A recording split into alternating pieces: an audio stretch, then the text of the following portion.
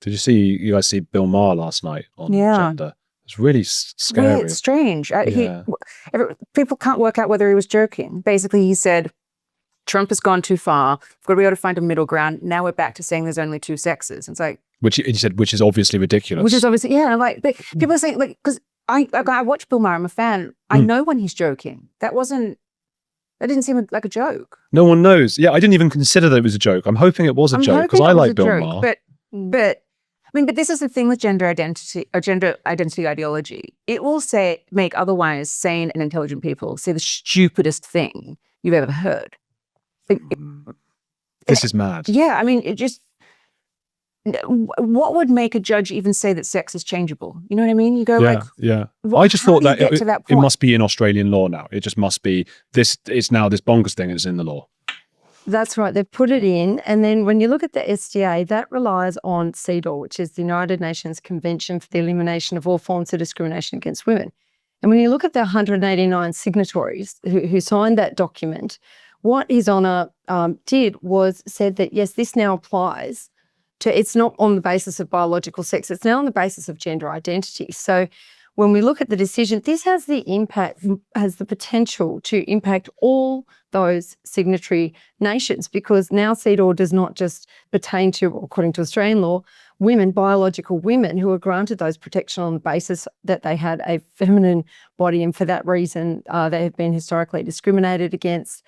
But he's just expanded it to include this category of men. So now it's sort of meaningless. Oh my God, this is mad. So that was you lost that case, but my understanding is things have actually gotten even worse, and he's really going for you now, Roxy Tickle.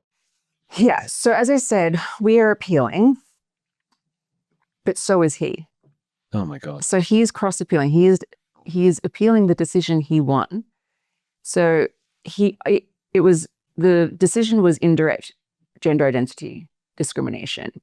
So, which is actually a decision that actually benefits trans activists in the sense that basically you don't even have to know that somebody has a gender identity to be discriminating against them and breaking the law. So that's what I was done for. I didn't know he had a gender identity, nor do I care. Tickle wants it upgraded to direct discrimination. He also wants damages upgraded from, he was awarded $10,000, and we can get into why.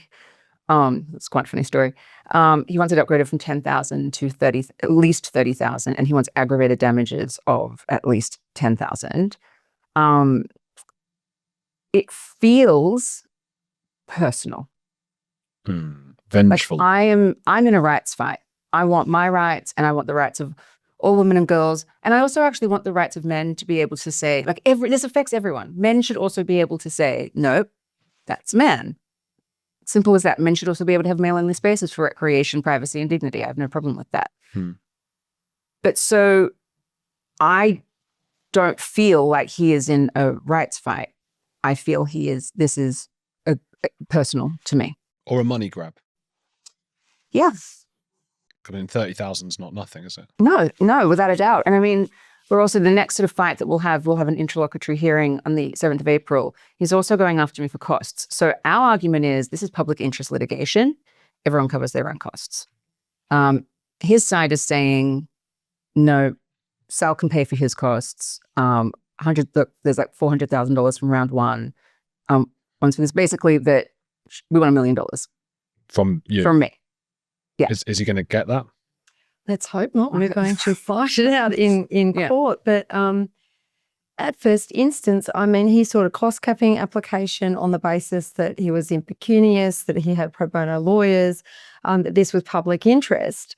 And then to sort of shift the goalposts once they've realised now that Sal's successfully fundraising is quite extraordinary. So that is a courtroom battle that we will be having. Yeah, basically bankrupt me because I know that a man is a woman. How does that work? Because if you don't have $1 million or whatever, how does it work if you're sued for £1 million or dollars or whatever? You go bankrupt. That's what he seems to want. Were you surprised, Katherine, when he won the first time? Not really.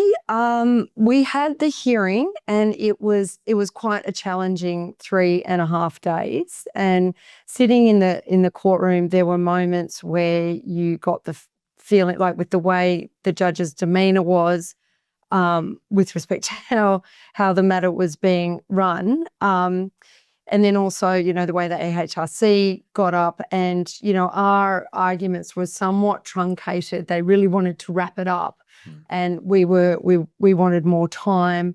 The other side were also, you know, trying to formulate their arguments and the judge was very considerate of that. And then we had moments where